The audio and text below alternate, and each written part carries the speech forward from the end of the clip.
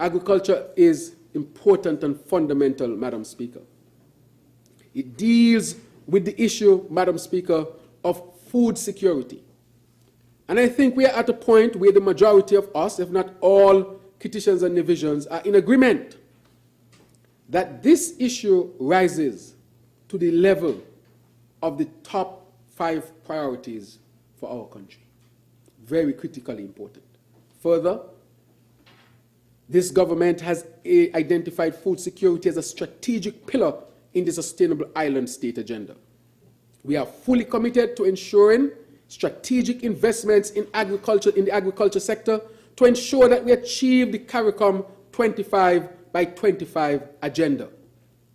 This will also be a critical step in our march to a sustainable island state as we reposition agriculture as a key contributor to employment, social and economic security, and the improvement of our collective health and nutrition. Madam Speaker, I would like to say that climate change is significantly impacting agriculture. The change in rainfall patterns, the droughts that we are seeing presently, Madam Speaker, possibly the worst drought in our history. Somebody told me they went to buy some sweet potato, and the sweet potato them small. They used to call them pickings when I was small. Pickings. Pickings. And you only used to give your pig pickings. People never used to eat the pickings. But Madam Speaker, because of the lack of rainfall, you try to grow sweet potato, and where you're going is pickings. It's a serious issue. A serious issue, Madam Speaker. Climate change impacting us, Madam Speaker. So, Madam Speaker, our goal is within sight, and we intend to ramp up investments in infrastructure, the adoption of use of technology, and the strengthening of our human resource capacity, including the technological and scientific capabilities of our agricultural officers, Madam Speaker. Madam Speaker, at this point, I want to also point out that as we chart the way forward for implementation, I have to remember, of course, our dear citizens from the deaf community. As we chart the way forward for implementation of our planned strategic interventions, Madam Speaker, we are conscious of the need to hear from stakeholders operating in the sector. And to this end, the Ministry of Agriculture, Fisheries and Marine Resources initiated a number of stakeholder meetings in 2023 to discuss pertinent issues such as the impact of drought, land distribution and preparation, access to water, duty-free concessions, the availability of agricultural inputs, and the Cannabis Act, Madam Speaker. The message of the importance of agriculture was also taken to our youths, as engagement were held with students of 2 schools. Similar forums, Madam Speaker, with stakeholders and students will be convened in 2024. And therefore, I use this opportunity to invite the public to listen out for the announcements of these events and to participate when possible, Madam Speaker. Madam Speaker, I am particularly encouraged by the fact that once again, we can point to the meaningful partnership forged with the Republic of China, Taiwan. And I want to thank the government and people of the Republic of China, Taiwan, who for over 40 years now has been a development partner. When I was at COP in Dubai, I said in the forum that St. Kitts and Nevis is not looking sympathy. We are looking for development partners, because that is the best way of making sure that all involved derive benefits. And so we want to thank the Republic of China, Taiwan, in promoting the sustainable development of our country and our agricultural sector. In June 2023, we witnessed the signing of an agreement for the St. Kitts and Nevis layer chicken industry sustainable development project between the Ministry of Agriculture and the Republic of China, Taiwan. I think Nevis is a little further ahead than us at this particular time. Madam Speaker, this is a partnership that is resulting in tangible benefits for our people. The implementation of this project will result in the establishment of a hatchery on St. Kitts, and I'm sure Nevis has one already.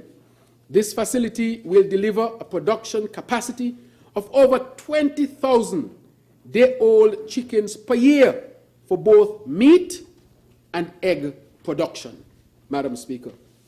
The key objectives of this project include the introduction of modern breeding technology, as well as egg production technology, ensuring the Federation's ability to sustainably produce poultry products and substantially reduce the level of imports.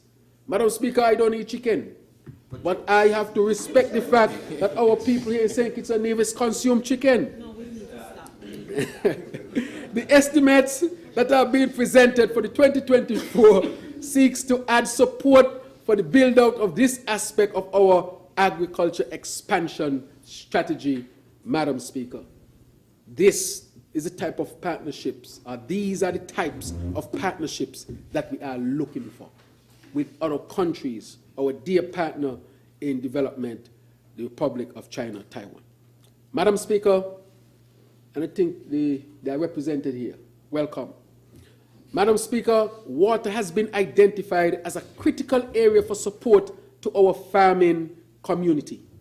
To this end, a water security project has been devised for implementation over the medium term to aid farmers in gaining access to an adequate water supply for food production. Already this year, we invited tenders from the private sector for the supply of water tanks, irrigation pipes, and associated materials. A multitask holder approach has been taken to holistically look at the water needs on the island of St. Kitts, inclusive of the agriculture sector. Reformation of land policies is a major area for attention in the year 2024. Our government would have documented issues related to agricultural land policies, and so the need for reviewing and updating the legislative framework in this regard and establish clear guidelines for the use of land for agricultural purposes. Madam Speaker, as I said, climate change again. I'm going to mention that maybe 100 times today because it is critically important. We're having water problems because of climate change, but we have to respond, Madam Speaker, and we are responding. The Department of Marine Resources, as we continue with agriculture, is committed to overseeing the transformation of our fisheries sector and the effective management of our marine resources. The department is spearheading a program established for the construction and renovation of fishing facilities in major fishing communities. This will ultimately help to promote more fishing activities, improve the assurance of fish quality, increase food safety, create jobs, sustain livelihoods, and attract new fishers into the sector. With regards to the management of our marine resources, the department will make the final push needed to formalize the government's earlier declaration of the St. Kitts and Nevis Marine Management Area via publication of the official gazette. Madam Speaker, this is critically important to the development of the blue economy here in the Federation of St. Kitts and Nevis. We are small in terms of land, and we are a small island developing state. We have great potential as a large ocean state, Madam Speaker. Madam Speaker, we have maybe 100 square miles of land. If you include Booby Island, maybe 100.1 square miles of land.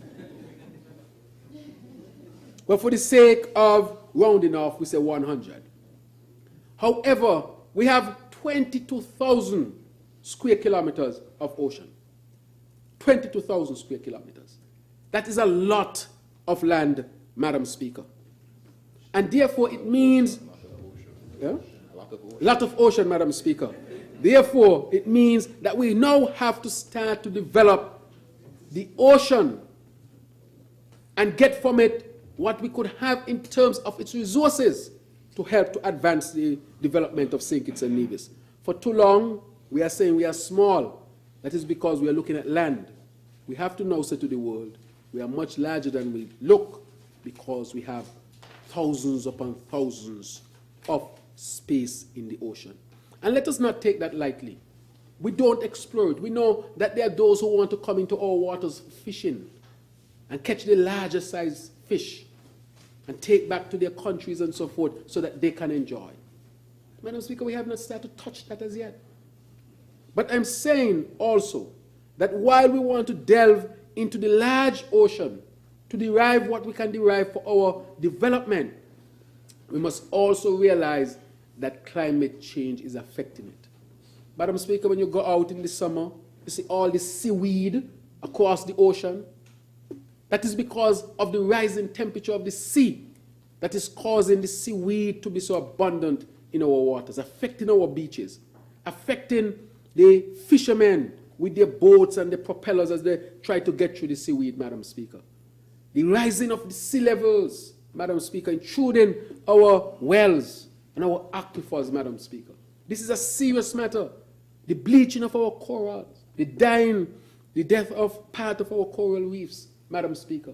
So the ocean is under tremendous stress as a result of climate change. And that is why I keep saying that we have to band together to deal with the scourge of climate change. Madam Speaker, although we are a small state, I've said that we have a large ocean and we believe that the timing is right for interventions to unleash our blue economy and engage in sustainable activities that will bring economic development to our country from this rich resource. In 2024, the Department of Marine Resources intends to promote blue economy activities such as marine energy, marine biotechnology, aquaculture, sea moss production, tourism activities, marine transportation, boat building, and high seas fishing.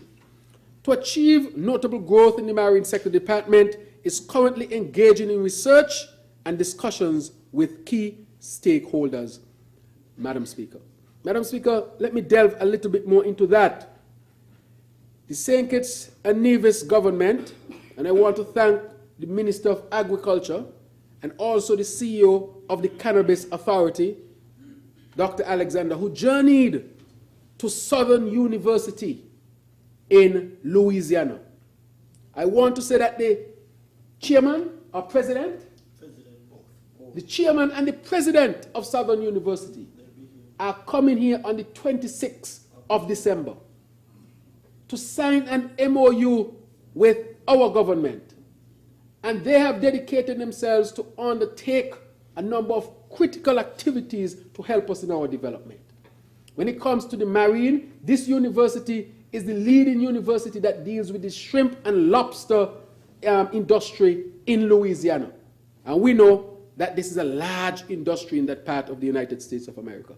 This university has a license from the United States government to develop cannabis, and they're going to help us with our cannabis, medical cannabis industry as well.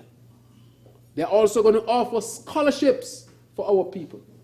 They're going to help us in different areas, and the reason why I'm saying that is that this is not just talk.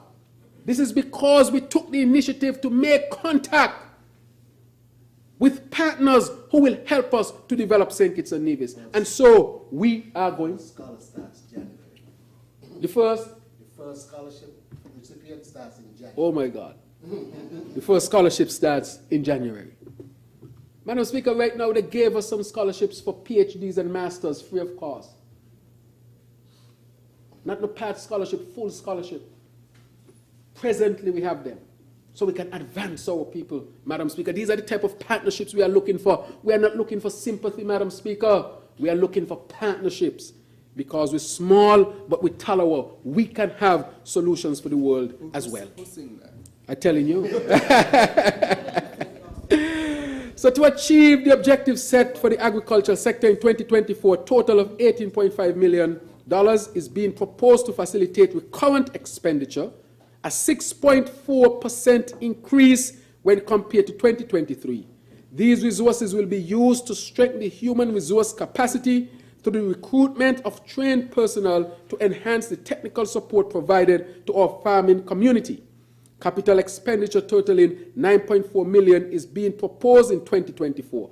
This investment will help to advance the transformation process as we aim to make strides in achieving the Sustainable Development Goals, particularly as it pertains to zero hunger, decent work and economic growth, life below water, and responsible consumption and production. Madam Speaker, in 2024, work will continue to facilitate the implementation of a number of programs and projects identified as critical to the continued development of this sector. So, Madam Speaker, I want to bring the point that it is beyond this that I just mentioned that we will have more investments and technical support. Madam Speaker, with respect to the medicinal cannabis industry, as you know, we have already passed the legislation, and we have passed that industry from the Prime Minister's office to its rightful place in the Ministry of Agriculture and under the leadership of the Honorable Samuel Duggins. Madam Speaker, the emerging global market for medicinal cannabis and artisan hemp products holds promising economic opportunities for St. Kitts and Nevis and the wider Caribbean as a common market. I had the opportunity to visit St. Vincent and visit their cannabis farm. Impressive, Madam Speaker. And we intend to do it here and to expand it here as well. As St. Kitts and Nevis explores and unlocks new economic opportunities, participation in the global medicinal cannabis value chain could prove a promising way forward, Madam Speaker. The market for high-quality medicinal cannabis products is rapidly growing on a global scale. According to experts, it was US $9 billion in 2020 and could reach US $49 billion by 2028.